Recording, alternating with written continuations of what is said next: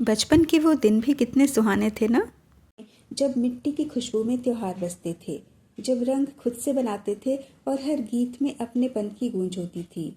नमस्कार दोस्तों, मैं श्वेता विशाल झा आज आपको लेके चलती हूँ उसी बचपन में, बिहार के लोक पर्व सामा चकेबा की उस अद्भुत दुनिया में। प्रस्तुत है मेरा लिखा एक संस्मरण, सामा चकेबा। सामा चकेबा, जो कि बिहार में कार्तिक पूर्णिमा को मनाया जाता है, बचपन में मेरा पसंदीदा त्योहार हुआ करता था। आइए पहले इसकी कथा सुन लेते हैं। ये पर्व भगवान श्री कृष्ण की पुत्री सामा यानी श्यामा और उनके भाई सांब की कहानी से जुड़ा है। सामा भगवान श्री कृष्ण और जाम्बवती की पुत्री थी। उनके भाई का नाम सांब था। सामा का विवाह चकेबा नामक व्यक्ति से हुआ था।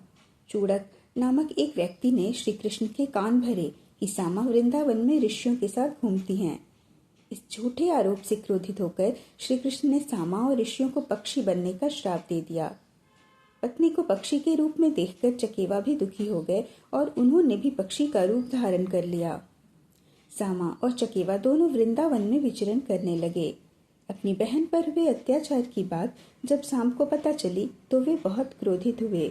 उन्हें समझ आ गया कि उनके पिता को गुमराह किया गया है। सांब ने भगवान श्री कृष्ण को प्रसन्न करने के लिए कठोर तपस्या करने का निश्चय किया। वर्षों तक चलने वाली तपस्या के बाद भगवान कृष्ण प्रसन्न हुए और उन्होंने सांब से वरदान मांगने को कहा। सांब ने अपनी बहन सामा को फिर से मनुष्य रूप प्रदान करने का वरदान मांगा। श्री कृष्ण ने सांब को बताया कि कार्तिक मास के शुक्ल पक्ष की सप्तमी तिथि से पूर्णिमा तक मिट्टी की मूर्ति बनाकर उसकी पूजा करो। मूर्ति के ऊपर एक पक्षी बनाना और पूर्णिमा के दिन उस पक्षी को अपने घुटने पर रखकर अलग करना। ऐसा करने से सामा को पक्षी समाज से मुक्ति मिल जाएगी। तब से भाई बहन के प्रेम के प्रतीक के रूप में सामा चकेबा पर्व मनाया जाने लगा। संस्मरण: छठ के दूसरे दिन यानी खरना के दिन से मिट्टी लाकर हम उसे गूंथकर सामा बनाने की शुरुआत करते थे।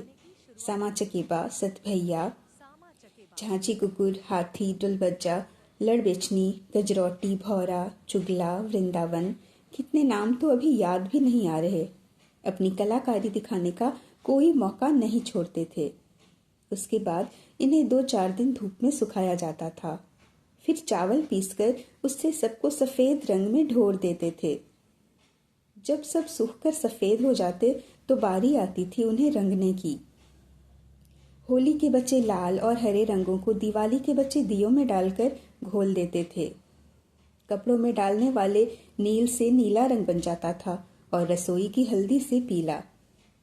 विभिन्न रंगों को आपस में मिलाकर नारंगी, आसमानी, गुलाबी, सुगापंखी कितने रंग बन जाते और हम अपनी कृतियों को अपने मन भावन रंगों में सराबोर कर देते थे। अपनी कल्पनाओं को पंख देना कितना सुखद होता था। तब त्योहारों का इतना बाजारीकरण नहीं हुआ था। दीपावली में भी पुरानी शीशियों को धोकर सुखाकर उनमें किरासन तेल यानी मिट्टी का तेल और कपड़े की बाती डालकर कितनी सारी डिबिया बनाते थे और चारदीवारी रात भर जगमगाती थी। बिजली के बल्बों का कहाँ अधिक चलन था। अब तो लगता है हम पुराने जमाने के हो गए हैं। कितना कुछ देखते देखते बदल गया। मम्मी और नानी माँ हमें सिखाती और अपनी कलाकारी दिखाती। नानी माँ के समा की नाक खूब तीखी होती और मुंह की जगह वो सीख से एक लाइन खींच देती।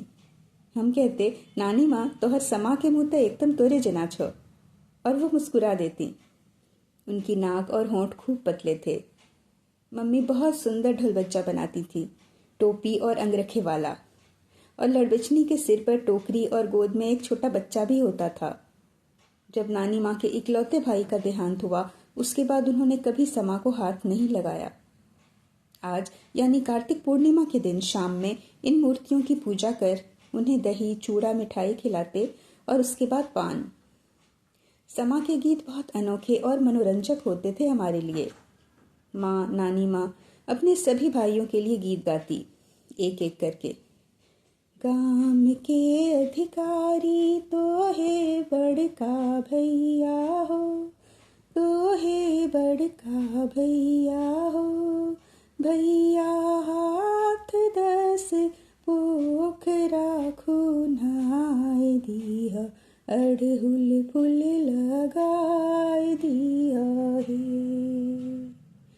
भैया लोढ़त बहुजो हार गाथू हे, बहुजो हार गाथू हे। आहे से हो हार पहिरती छुटकी बहिना, समा चकेबा खेल करू हे। वो गीत इतने सजीव होते थे कि मीलों की दूरी के बाद भी भाई बहन को साथ कर देते थे।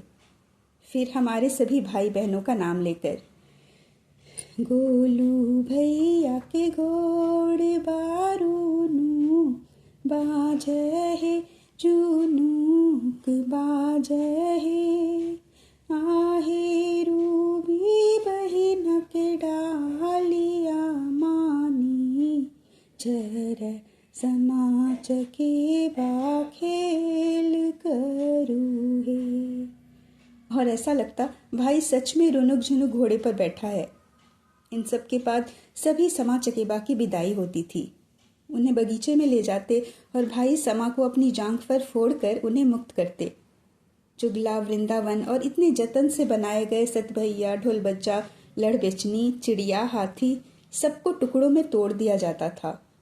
पर वापस आते समय खाली टोकरी वापस नहीं लाते, इसलिए कुछ मूर्तियों को टुकड़ी में साबूत रखते थे और एक जलता दिया। उस समय ये बस एक त्योहार था, पर आज जीवन की एक सीख भी है।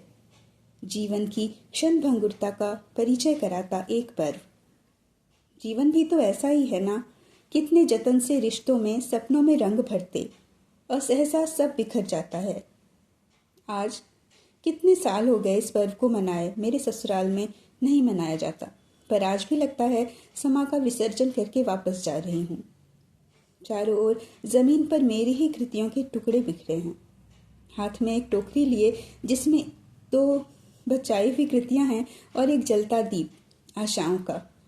हे समा, फिर आना अगले वर्ष नई आशा का संचार करने। कुछ भाई बहन बिछड़ जाएंगे, कुछ नए भाई बहन जन्म लेंगे और ये उत्सव सदा यूं ही मनाया जाए। समा चकेबा सिर्फ एक पर्व नहीं, भाई बहन के प्रेम और लोक संस्कृति का उत्सव है। आइए इस परंपरा को सहेजें और अगली पीढ़ी तक पहुंचाएं। अगर आपको ये वीडियो पसंद आया हो तो लाइक करें, कमेंट करें और चैनल श्वेता's पोएटिक वर्ल्ड को सब्सक्राइब ज़रूर करें। फिर मिलूंगी आपसे भावनाओं के अगले रंग में। समा चकेबा पर सभी भाई बहनों को असंख्य शुभकामनाएं। धन्यवाद।